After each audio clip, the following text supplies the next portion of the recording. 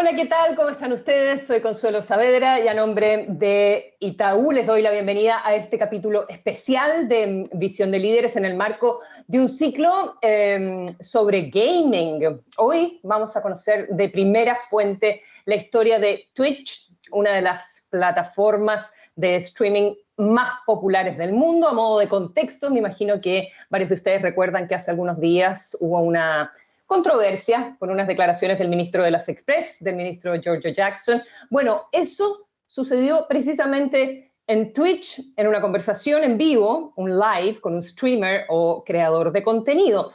¿Y por qué menciono esto? Porque es un ejemplo muy claro de la evolución que han tenido las plataformas de creación de contenido y que en el caso de Twitch, además de ser un espacio ideal para transmisión de videojuegos y por eso es tan popular, es también un lugar para nuevas comunidades virtuales donde podemos encontrar todo tipo de influencers, futbolistas, políticos, qué sé yo, etc. Actualmente, Twitch es la plataforma de streaming más grande del mundo, tiene un 76% de la participación de este mercado y más de 150 millones de usuarios mensuales. Hoy vamos a conversar con uno de sus cofundadores, con Justin Kan. Queremos saber del origen de la plataforma, de cómo fue venderla por muchísimos millones de dólares hace algunos años a Amazon, de sus otros negocios e inversiones, de su visión sobre el streaming, la creación de contenidos online, las tendencias en general en gaming, incluyendo los nuevos escenarios digitales como el Metaverso y también el blockchain, la web 3.0. No más introducciones, entremos en materia. Justin, how are you? Welcome. I'm great. How are you? Very good. Thank you very much. So good to have you here. So if you allow me, I would like to start with some basics for those in the audience who might not be very familiar maybe with streaming. Can you tell us what Twitch is about, this company you founded in 2007 with Emmett Shear, and why was Twitch so innovative and revolutionary? Yeah, so Twitch is a platform for anyone to stream live, mostly focused around video games. So people streaming video games and other people watching. Mm-hmm. And we started back in 2007 as an entirely different idea.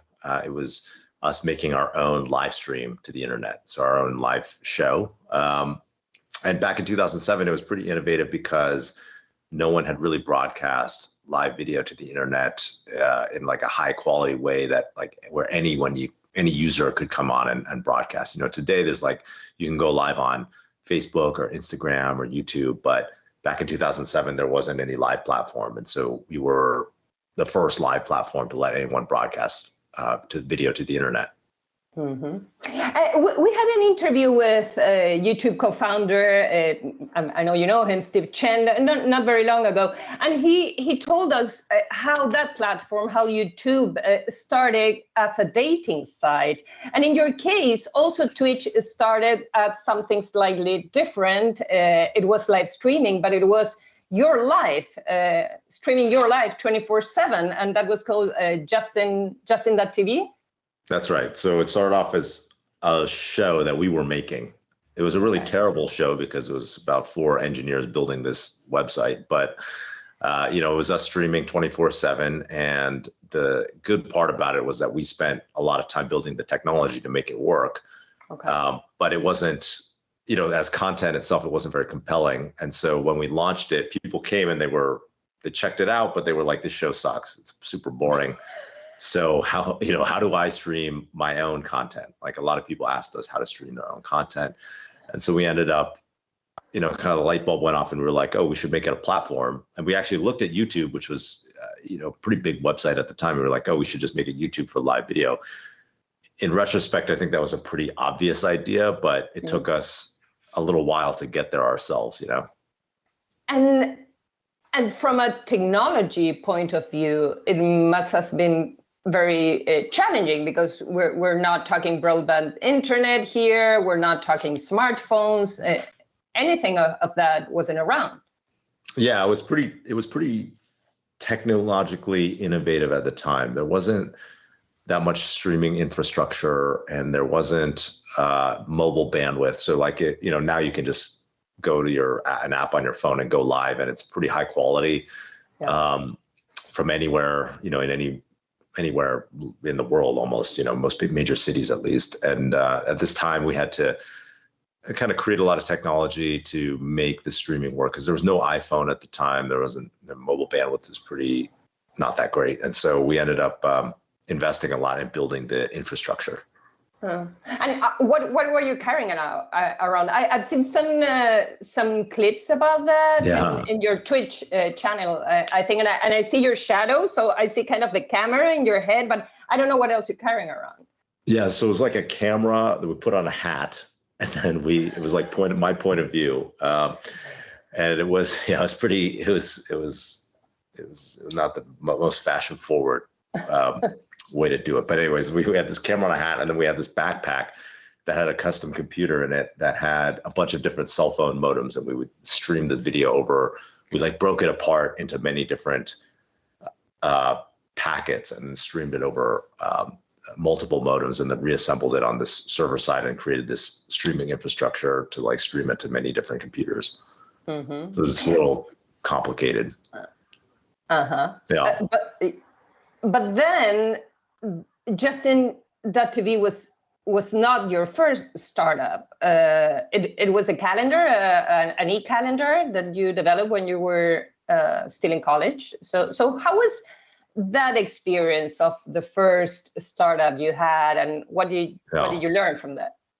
Yeah, the first company we created a couple of years earlier, which is called Kiko. It was like Google Calendar, like a web calendar, but before Google Calendar came out, but not that much before. It was like, we launched it a couple months earlier, and it was we learned a lot. We learned a lot about how to build web applications and build websites, and we were able to get some funding for it. We got into this program from this investor called Y Combinator, where they were helping fund startups. And so it helped us get started in entrepreneurship. And, the company wasn't that successful. We ended up selling it on eBay in this wild, like last ditch effort to make some money after Google Calendar came out. But, it was like a taste of entrepreneurship. We learned a little bit about what we learned about like how to build a website and like how to start a company. And even though it didn't work out, we got excited about creating more companies, Yeah, I wanted to ask you about that, because after this,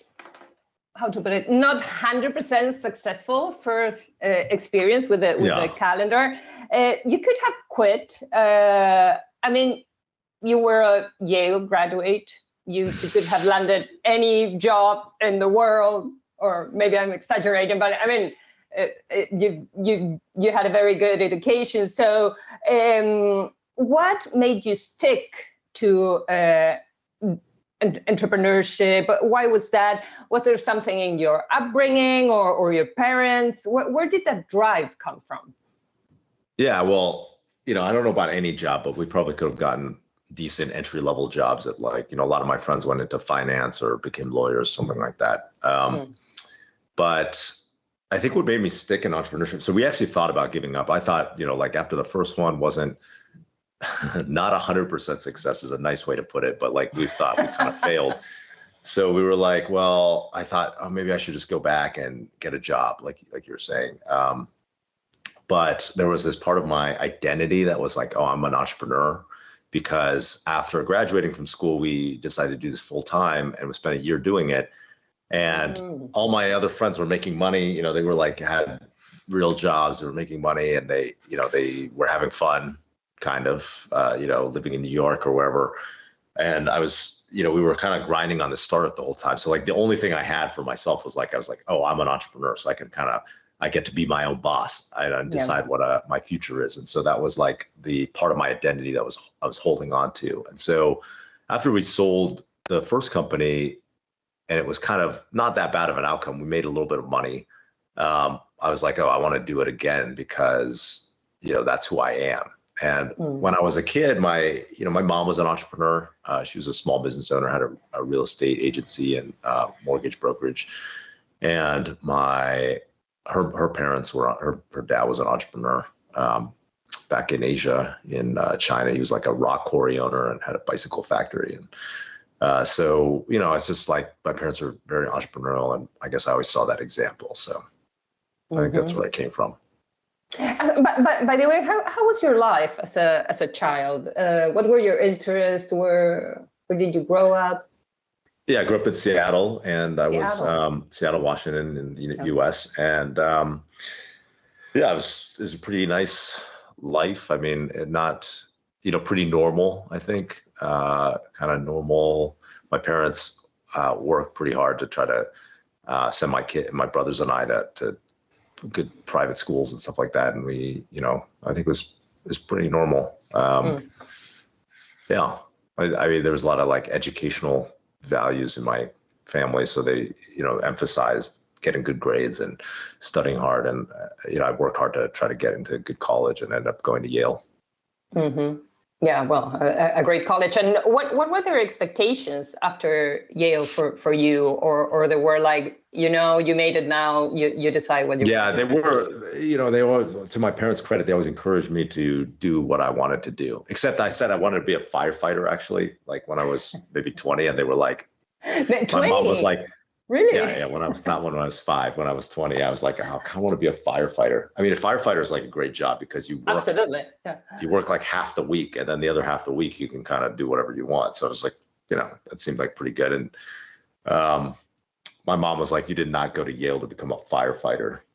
So aside from that, though, they did encourage me to do whatever I wanted. When I became an entrepreneur, I had a job lined up that was like a finance job. Oh. And when I was like, oh, Mom, I'm going to go and like become start this company instead. And she was like fine with that. I think she knew if it didn't work out, I could always get a job, Mm-hmm. Well, so let's go back to Twitch then, to the startup and the fun part. How did the platform evolve from when you started it to when you sold it for a lot of money, almost $1 billion, $970 million in 2014? How was the process? What did it change? Yeah, so it started off as it started off as Justin TV, us making our own stream. Yep. And then people came and they were like, your stream sucks. Like, your show is boring. And so we made it a platform. So we built a lot of infrastructure, like a lot of the servers, to make it so that anyone could log on and start streaming. And, we would stream their stream anywhere in the world. You could stream live video from, it seems kind of so trivial now. Like, you could do this on Facebook and Instagram, like I was saying, but like, at the time, there was no way. If you wanted to create your own live stream of anything, podcast or like a show, or you want to do people stream sports events or like bike races in the beginning, or like a fan chat. Like, there were a lot of musicians doing like chats with their fans. There was no way to do it on the internet before this. So we made it so that you could stream, and you could just log on this website, press a button, and you would go live from your webcam. Mm-hmm. And it could be distributed to anywhere in the world. And even more than that, what I think was really innovative was that it could scale to as big as you wanted. So like, you could stream, like when you went live, like let's say this was a live program, we don't know how many people are going to watch it, right? Like we wouldn't know, maybe it'd be 20 people, maybe 100, maybe 2,000, or maybe 100,000. And it's actually a quite complicated problem to be able to auto scale something without knowing a priori how, without knowing in advance how big it's going to be. Yeah, it's like building a road. Right, exactly, yeah. So to get an idea of how many people are going to be using it. That's right. So like when they build a road, it's like, the planner, city planners know this is going to be a freeway, or this is going to be a residential road, or something like that. So a lot of the innovation that we were building was around, we would be able to, it's all user generated. So someone could come on and they could be the biggest celebrity and not tell us in advance, and so we would have no planning. So we had to build this kind of auto scaling infrastructure with many different servers around the world. And that was kind of one of the big technical innovations. And then, so we did that with Justin TV. There was the platform for anything. And a couple of years in, it was a pretty big website. It was like a top 250 website in the world. but it was kind of tapped out. It stopped growing. And so my co-founders and I, got together and we started discussing like, how could we make this grow again? What could we do to make it grow? And Emmett, my co-founder Emmett, was like, hey, the only content on our site that I like to watch is video game content. He and I love video games. And so he had just started playing this new game called StarCraft 2 that had just come out, very popular game around the world. And he was watching content about it to try to get better. So he was like, the gaming content, there was a few people streaming on our site. He was like, this is the content that I want to watch. And so we had this internal debate, and he was like, let's focus on building this content, like, getting more of this content on our site. And so we ended up doing that and starting to build out a gaming section, gaming category of our site. And that was the seed of what eventually became Twitch. There was a lot of internal skepticism, as you might imagine, about if it could be big, because, this idea of watching other people play video games, like now many people have heard of Twitch. If I'm like walking down the street and I meet someone who's probably younger than 30 years old, they're like, they know about Twitch, but at the time when we started this, Twitch, that was 12 years ago when we were really pivoting. When we would tell people like, oh yeah, people watch other people play video games, they wanted to watch that content. What? Yeah, a lot of people would be like, what are you talking about? I would like to play, but why would I like to watch other people playing? Right. That will be the rationale back then, I'm assuming.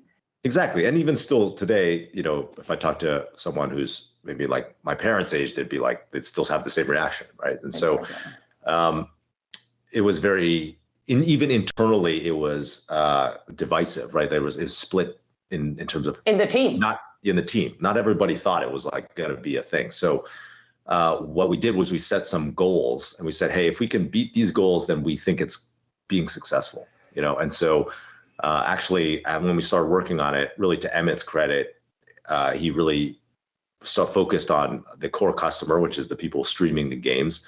And then we crush those goals every month. And so after 6 months, we were like, this is going to be huge, or it's going to be big. Let's focus entirely on this. And we changed the name where we created a new site that was called Twitch. That was the same infrastructure and backend, but it was like a different brand.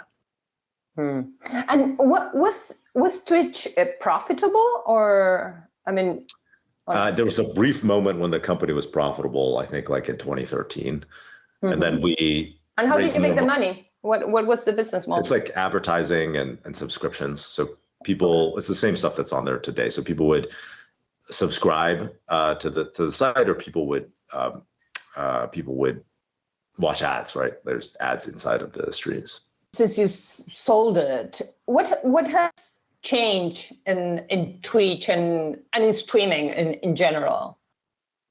So what's interesting about Twitch is it's kind of gone back to what we had started with Justin TV, which is like, with Justin TV, it was everything. So there's people in front of their webcam just talking to people. There was people playing music. There were people streaming what's called like IRL. They were like walking around streaming, like their life as they like travel or go to different places or meet new people.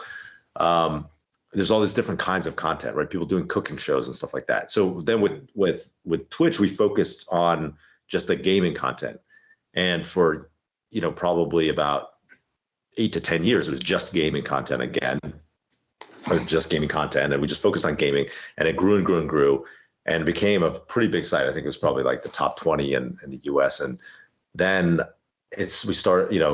they started adding back more, like as it became this cultural phenomenon, people on Twitch wanted to do other things, and they like added back all these different categories. So people will stream more social streams and just like themselves walking around now and playing music, and like all of these things that we used to have on Justin TV, it's kind of re-expanded back into that. That's fascinating. Full circle. After this huge growth came full circle. That's right. It went back to being everything. And it's cool to see that. Yeah. And why do you think that happens? Because I think I saw an interview of you where you were saying, at the beginning, it was like, okay, I want to stream whatever my life. And then you realize that people basically want to share and communicate and build communities at the end of the day. Yeah, I think what we were on the forefront of on the internet was that people, I had this idea. So the idea from Justin TV, like, it sounds like a silly idea, right? Like, I'm streaming my life to the internet, and the content wasn't that good, actually. But I think the core insight, which was correct, this was before, we kind of started before there was social media, right? Before there was Instagram and Twitter. And so the idea, I think, that was really correct was that I had this idea that people are interested and curious in the lives of other people, right? Like, human beings are social, and they're like curious about other people. And so social media is basically that. It's like giving people a window into the lives of other people. And so you have these giant stars, like the Kardashians or something like that, who are primarily known for being famous, that people are interested in following them, right? And so I think Justin TV and then Twitch is different ways to like connect and see what other people are doing, right? Twitch, it's about video games, but video games are more of like just a context for you to feel like you're hanging out with someone else and like with some friends, in a community with these friends online. And so I think that's really what's carried it this whole time. And then obviously, as it's become this cultural phenomenon, there's all these other things people want to do. And so Twitch is this kind of convenient platform that's there for them to do those things.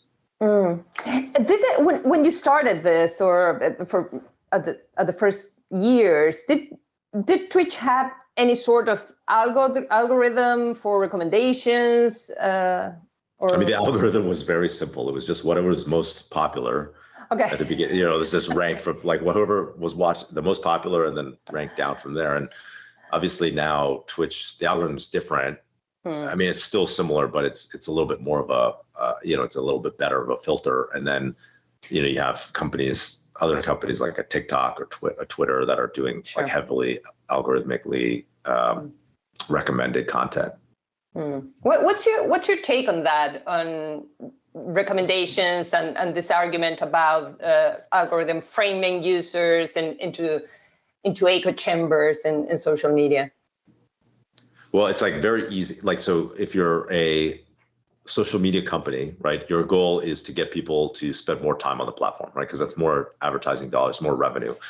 And so the simple algorithm is to show people, it's very simple to say, okay, there's this category of content that you like, or this type of content. So we're going to show you more of this content because we know you like it.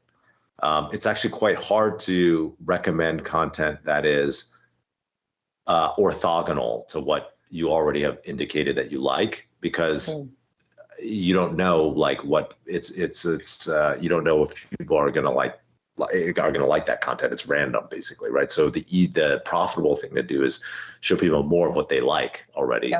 And so that's why you've seen all these companies evolve the way they have, where they kind of create these echo chambers where people are just seeing the content that they want to see, right? So like, you can say that's bad, and maybe it is, but it's this kind of this like self-interested, like simple algorithmic evolution. And I think in order to get people to see the content that they like, that maybe they should see. I don't know if should is. Or I don't know, that they don't know that they might like. Yeah. Okay. Content that they don't know that they might like. It's like it's a more complicated algorithm where you have to test things. And some of the platforms actually do that. So you have like TikTok would be an example where they test new content, types of content, categories of content against you, the user. You'll see a type of, a category of content that you don't know, like that you haven't indicated interest in yet, right? And then if you swipe it fast, then you're like, they know you don't like that kind of content, right? Yeah. If you spend time on it, then they'll show you more of it.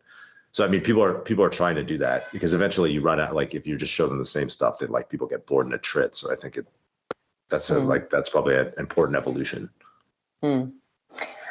A quienes están sumando, recién les contamos que estamos conversando con Justin Kan. Él es cofundador de Twitch. Ya con él revisamos su historia, la de la plataforma, que hoy lidera el segmento de streaming de videojuegos. Y para continuar esta edición de Líderes, nos gustaría hablar de la faceta creativa también de Justin, la visión que tiene sobre el futuro de la industria creativa digital de los videojuegos. So, Justin, how do you see by the way, do you still, are you still a gamer? Do you play the games? Yeah, so still play games, not as much as I'd like to, since I have kids now, but yeah, I still love games. And what's your favorite one? And what are the ones you...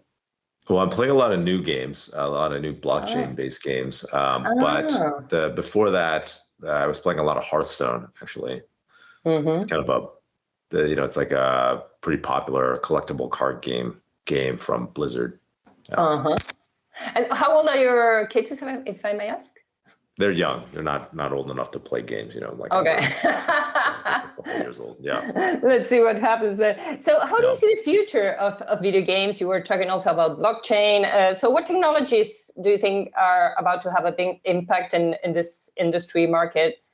I don't know, the metaverse or immersive reality. Is that the future for video games? Yeah. So I think, people kind of talk about the metaverse.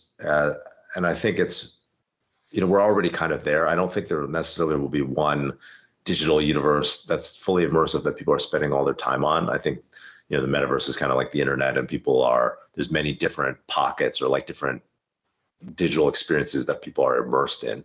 But I think there will be more games that are creating these, digital worlds that people spend time in and interact with socially.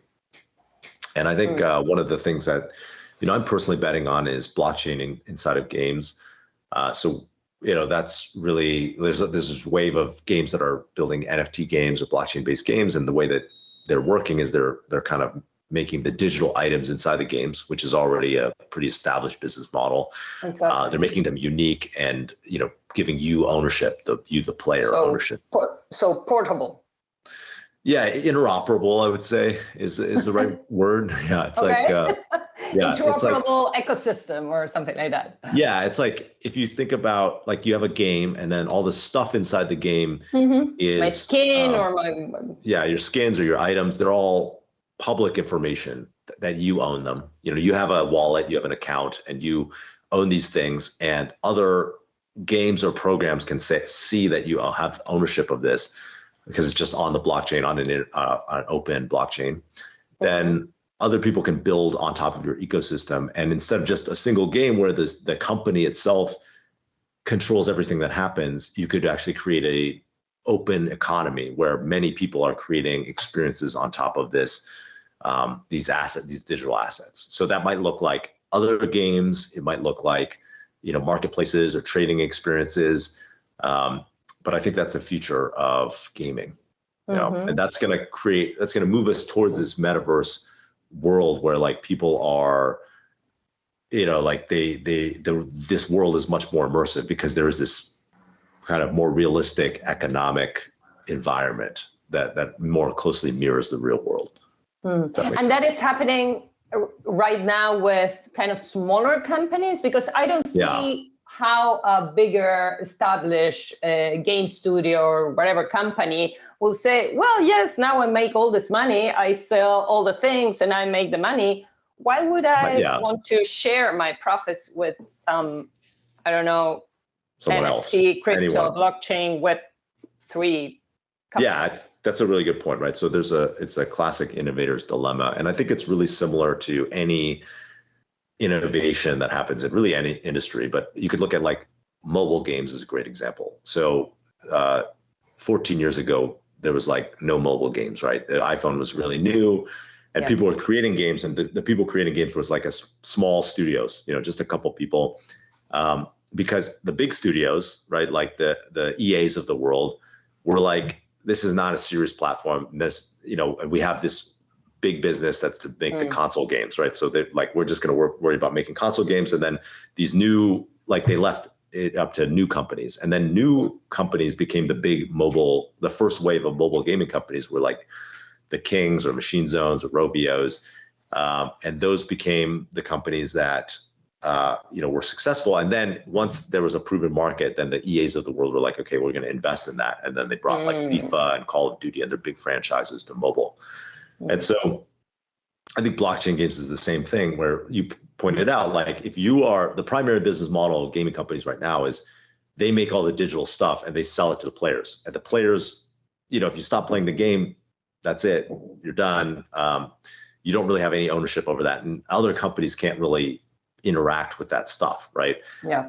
And, that's like a very attractive model in a lot of ways because it's, super high margin and, you kind of have complete control over your ecosystem. I think it will be up to smaller companies, like you were saying, to innovate in this space and put all these assets in an open way on the blockchain. And the reward for some of those companies will be that they really become an ecosystem where there's like a thriving third-party economy on top of it. So you can kind of think of it like, capitalism versus like a centrally planned economy, right? Like when in centrally planned economies, it didn't work out. They weren't robust. And, the government, it turns out like one party, right? The government is like very bad at predicting all the needs of all the different people who are inside the economy. Whereas like something like America, where it's just like, okay, we've created this economic platform. Anybody can do whatever they want, within some set of laws.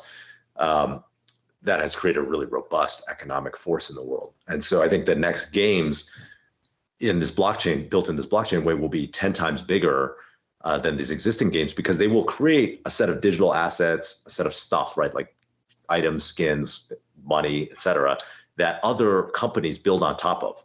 And then that will make these worlds like much more robust and much more immersive and last much longer, right? Because instead of a single game company having to predict the needs of users and like build, constantly build new experiences, like there will be a whole ecosystem of people doing that, right? And that will actually make the core IP, the stuff of it, like have much more longevity over time, right? Like I think today all games end, right? Eventually, right? People get bored of it and they stop playing it. But if you create this platform where anybody can create content on top of your content, I think that will become like much, much longer lasting and much more robust. I think you can have games that will last 50 years or 100 years in these cases. Yeah.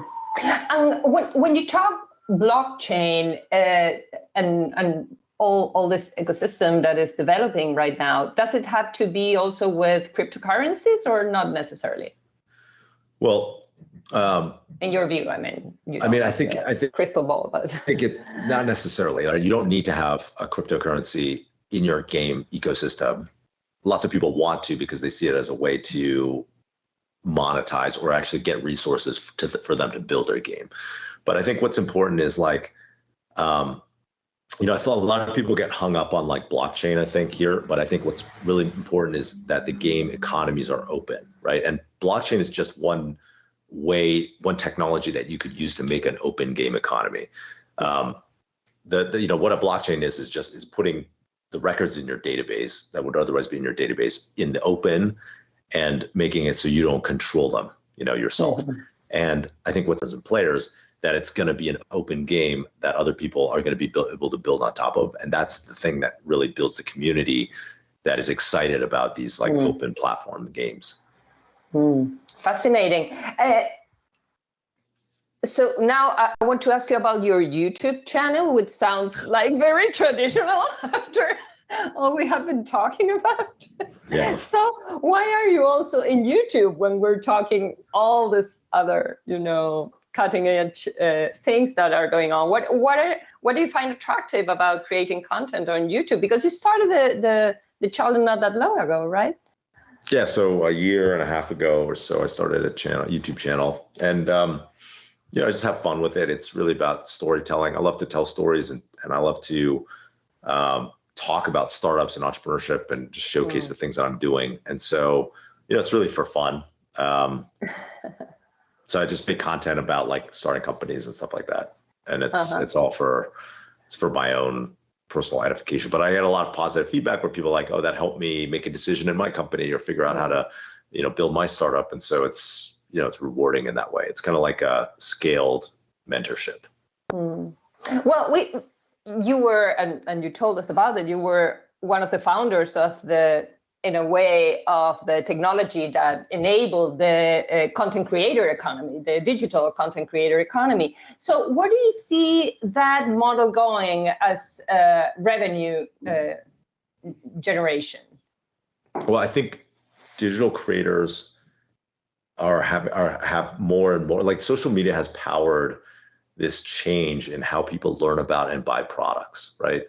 And it's shifted from previously like brand advertising to basically something that's sold socially. And, really the stuff that was sold socially previously was more like, like multi-level marketing or something like that, where like someone would sell it to you, like I would invite you to a party or something and sell you this Tupperware.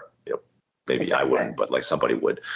But now that kind of model, like people like this model of like person to person selling is very powerful, but like before the internet wasn't very scaled, right? Like it was, like they had to build this whole like system for like onboarding people to sell it to their friends and relatives. Yeah, very small networks. Yeah, these and now I think what's powerful about social media is like every person has this platform, which they can use. Like people are the people who follow my YouTube or Twitter or whatever, they're relating to me. They're like, oh, Justin, a lot of them are like, I want to start a company like him. I want to be like him in some way. It's aspirational.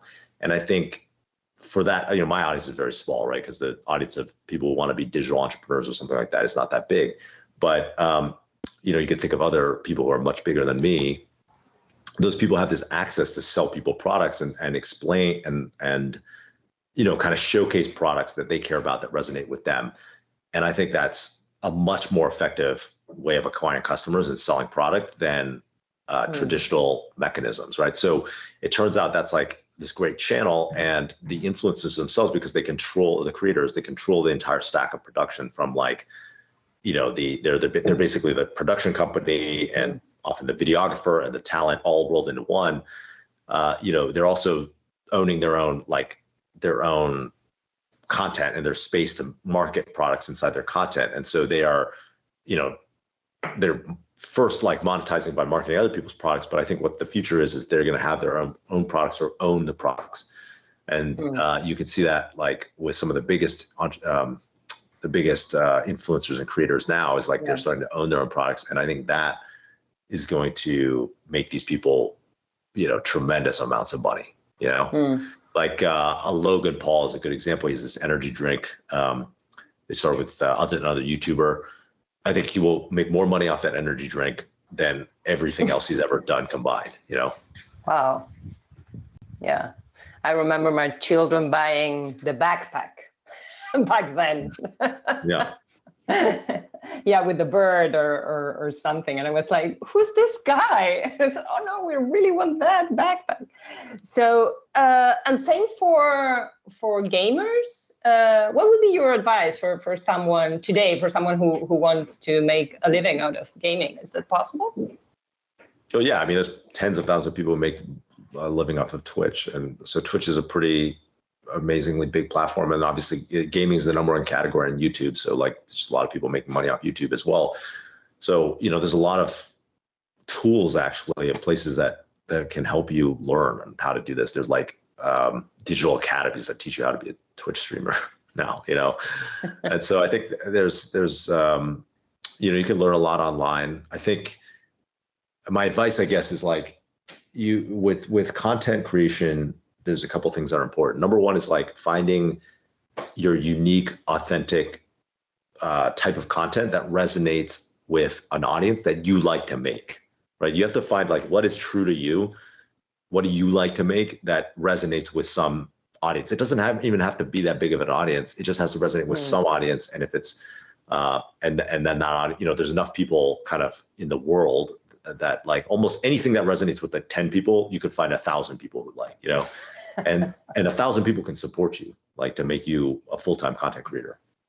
But if you don't like it, like a lot of people trying to create social media just to be famous or whatever, but they don't like it. If you don't like it, you're going to get burned out. You might become successful, become famous, but you will burn out on making that content because it's going to feel like a job. Miserable. Yeah, exactly. It's like anything, right? Any job like that you don't really like or love. And so, that's really important. And then the second thing is just consistency. You have to like do things consistently over time. You've got to like keep producing content. You just can't just make one video, put it out there and expect it to work. You have to make 50 videos.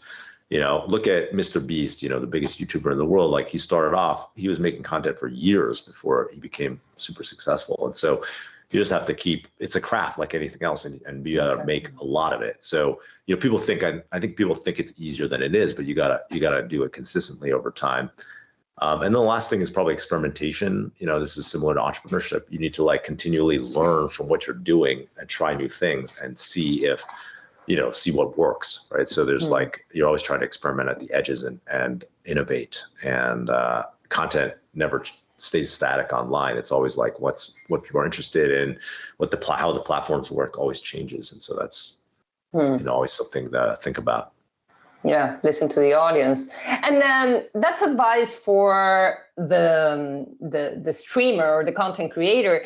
And what would be an advice now that you're a father? You might start thinking about this in a couple of years when they grow up. So what would be an advice for parents who worry about, you know, children or young social media, gaming, Twitch users, that, you know, where are the limits there, or what are the red flags that one should be aware of? Well, I mean, I played video games like 15 hours a day when I was a kid, so I don't know if I think like there was, you know, if I'm thinking about my kids in the future, it's like I would want them to have a balanced interaction with many different things in the world, right? Like all the different stuff, whether it's sports or music or video games or other creative pursuits. And so my hope for my kids is to encourage them to have balance and to try a lot of different things and see what resonates with them. I tried many things. You know, my parents encouraged me to try a lot of things, to their credit, and video games was one thing that really, you know, I love to do. And but would they put any limit when you were a kid? I mean, like, okay, this many hours. Not really. In the beginning, yeah, but like eventually, by the time I was like, you know, probably, you know, 10 years old, I was like doing whatever I wanted to do. So I don't know. I mean, they encouraged me to, you know, obviously there was like this expectation of getting good grades and stuff like we talked about, but you know, there wasn't that much in terms of the limits. I think it was more about like the other side of it, which is just like encouraging me to try a lot of different things, which, you know, there's a natural limitation that's created by that because you only have so many hours in the day, you know? That's right. Yeah, and also to understand, maybe also older parents have to understand that you can do a lot of things in digital too. So when you're in front of the screen, not necessarily you're doing or watching the same stuff all the time. You can be very creative in front of a screen. I think the practical reality is like anybody who's having kids now, right, grew up with computers, right? Like they're like I'm 40, I'll be 40 years old. So like, you know, and I'm kind of an older father, I think, like, and I grew up like playing, you know, with games and with computers. Like everybody who's having kids now is like grew up with computers. And so they like understand, you know, it's kind of like you understand that, I think, a little bit differently. Yeah, that's right. So we're getting closer to the end of this conversation, but before the farewells, I want to ask you two questions that I borrowed, so to say, from your followers in your channels. So the first one is whether you ever regret having sold Twitch. No, I don't really regret it. I think it would be, you know, worth a lot more now if it was an independent company. People say it's like, you know, $10 to $20 billion, but I don't have any regrets. You know, obviously we sold it for a lot, made a lot, but more importantly, it kind of set me on this path of learning what else is important in life, right? Like when I was working on companies, I was like, oh, it's only just being how successful you are at entrepreneurship. That's what's important. But it turns out that's not true at all. You know, as I'm sure a lot of older people will think is obvious. It's like, it turns out what's important is who you're with and how you show up in the world, how you, the relationships that you build with other people in the world, and whether you're living your joy every day. And so because of selling the company, I was able to like learn some of these other things. You know, it's kind of a long story, but like I was able to learn some of these other important lessons, which are turned out to be much more important than anything that ever happened in entrepreneurship for me. Well, I think I'm going to add one question there. No, as an investor, what do you look for when you say, you know, I'm going to put some money here? So when they pitch ideas to you, or how do you look for interesting stuff? Yeah, so it's like I look for a couple things. One is, you know, it's primarily about the founders. So like, are these people dedicated? Are they going to run through walls? You know, are they? Those are some of the important things. Like, are they going to figure things out and iterate, experiment, and learn? And do they have some sort of insight into this business that's novel? And then in terms of the idea, it's like really ideas that are interesting to me, that are, you know, and like areas where I think there's some tailwind or some like market change, or like technology can innovate and create something different in this market, change the dynamics of the market. Yeah. Well, so and the last question that I, you know, borrowed, and you mentioned something about it, and I think it's beautiful. So the question is, what advice would you give to, you know, your 20-year-old self when you were starting in this entrepreneurial journey? What would be the advice? It's just like everything takes time. You know, people expect all these things to be overnight successes, but they all take time, and you know, you gotta wait and be patient and just keep working on it if you want something to be successful. Time, no rush, no hurry. You've got plenty of time. You know, got all the time in the world. That's good to know. Well, but our time is up. Thank you so much, Justin. It has been great, really insightful conversations. So looking forward to all your next steps. All right. Thank you. Wonderful. Thank you. Good luck. Y a ustedes también, 1.000.000 de gracias por habernos acompañado en esta edición especial de Visión de Líderes con el cofundador de Twitch, Justin Kan. Sigan atentos, por supuesto, a todos los contenidos de Visión de Líderes, sumándose a la comunidad de Itaú a través de sus cuentas y sus canales de redes sociales, en LinkedIn, en YouTube y también en Instagram. Que estén muy bien y será hasta la próxima.